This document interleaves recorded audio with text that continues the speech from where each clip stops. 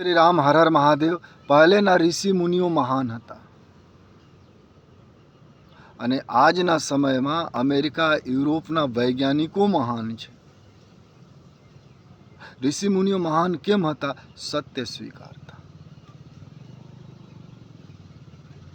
સત્ય ખોજતા, લોકોના જીવન સરળ કેવી રીતે બને એવા વિચારો કરતા, નવા નવા પદ્ધતિ અપનાવતા અને ભૂલ સુધારતા. આજ ભૂલ સુધારવા કોઈ તૈયાર નથી. આજના સમયમાં અમેરિકા અને યુરોપના વૈજ્ઞાનિકો ભૂલ સુધારે છે, સંશોધન કરે છે નવા નવા. અને વૈજ્ઞાનિકોની ખાસિયત હોય કે સંશોધન કરે અને બીજા સંશોધન આવે અને એમાં ફોલ્ટ કાઢે તો સ્વીકારવાનું તૈયાર રહે. આથી વૈજ્ઞાનિકો જે સત્ય સ્વીકારી શકે, સત્ય માટે જીવી શકે, એ મોબાઈલ બનાવી શકે, લેપટોપ બનાવી શકે, મિસાઇલ બનાવી શકે, એરોપ્લેન બનાવી શકે, રેલગાડી બનાવી શકે. અને પહેલાના સમયમાં ઋષિ મુનિઓ સંશોધન કરતા, ત્યારેના સમયના પ્રમાણે નવા નવા સંશોધનો કરતા અને સત્ય સ્વીકારતા. એક ઋષિ મુનિ બીજા ઋષિ મુનિ પાસે ભૂલ સુધારવા જતા. આજ પાખંડ બઢી ગયેલા છે, ઢોંગ બઢી ગયેલા છે, પાખંડ ધર્મ બની ગયેલા છે. વ્યસન કરવાવાળા પૂજનીય બની ગયેલા છે.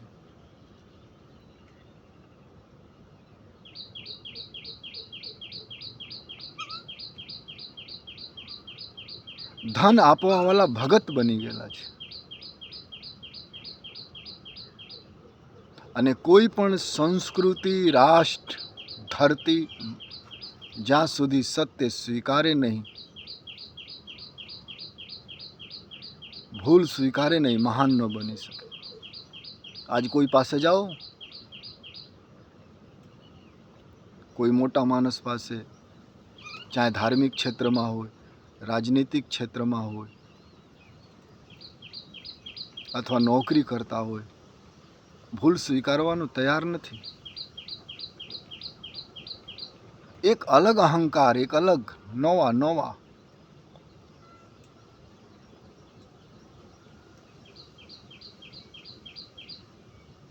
મહાન ભગવાન બનીને બેસેલા છે.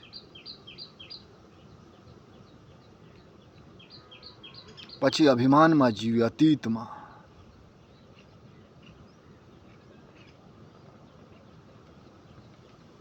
આજ કરોડોના ધાર્મિક સ્થળો છે, પણ 5% માણસોને ગાયત્રી મંત્ર નથી માલુમ.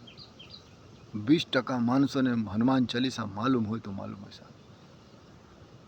કારણ સત્ય સ્વીકારવા તૈયાર નથી. ગામ સત્ય સ્વીકારવા તૈયાર નથી. રાજા સત્ય સ્વીકારવા માટે રાજી નથી, પ્રજા નથી. સત્ય સ્વીકારે, ભૂલ સ્વીકારે એ વ્યક્તિ મહાન હોય.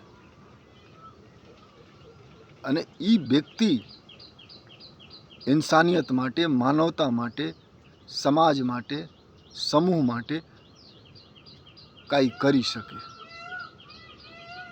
બાકી માટીનું શરીર માટીમાં ભલી જવાનું છે.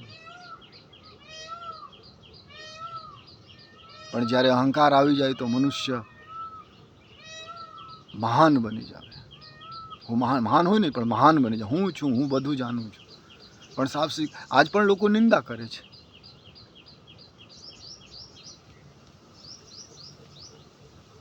આપણાને મહાન બતાવે કે આપણા સંસ્કૃતિ મહાન છે, દરેક મહાન છે સાહબ, કોઈ ખરાબ નથી. અહંકારમાં ન જીવો.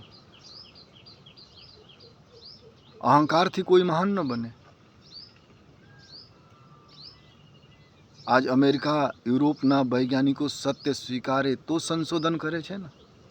મનુષ્ય જીવન સરળ બનાવે છે, રોબોટ બનાવે છે. જેનું શરીર વિકલાંગ છે એના માટે નવા નવા અંગ બનાવે છે, કિડની ટ્રાન્સપ્લાન્ટ કરી નાખે છે, ઘૂંટણા બદલી નાખે છે, હાથ બદલી નાખે છે. એ કોણ કરી શકે? સત્ય સ્વીકારે એ કરી શકે ને. અને આપણે સત્ય નથી સ્વીકારતા. આજ તો એવા સમય આવી ગયેલા છે સાહેબ કે કોઈ સાધુ સંતો ગાંજા ન પીતા હોય ને તો લોકો એને સાધુ નથી માનતા.